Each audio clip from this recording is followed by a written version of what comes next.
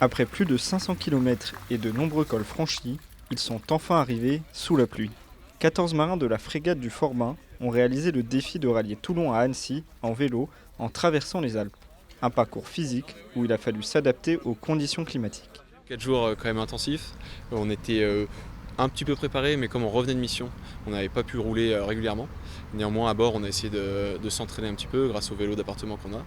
Et on a fait à peu près 120-130 km par jour, 1000-1200 mètres de dénivelé, plus de 2000 sur les 2 dernières étapes. Et finalement, tout le monde est arrivé au bout, sans blessure, quasiment sans casse. Donc, une réussite. Ils ont été accueillis par le 27e bataillon des chasseurs alpins, tout sauf anecdotique car le Forbin entretient des liens forts avec le département haut-savoyard. En plus des 4 partenariats, dont un avec la préparation militaire marine d'Annecy, il est jumelé avec le 27e BCA.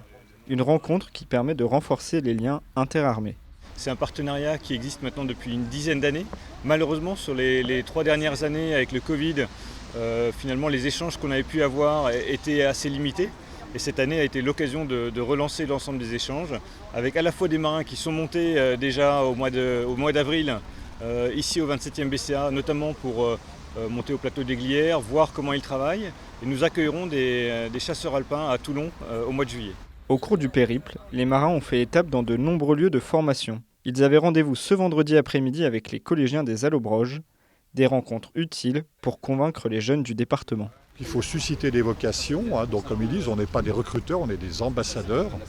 Le but, c'est d'expliquer les différents métiers, que ce soit dans la marine, que ce soit dans l'armée de terre ou dans l'armée de l'air. Donc c'est important aussi de faire la promotion de ces métiers et de la faire d'une façon différente, par le biais d'un périple à vélo, pourquoi pas. Pour les 14 marins, le périple se termine avec une remise des brevets aux jeunes de la préparation militaire d'Évian, puis un repos bien mérité les attend avant de repartir prochainement en mission.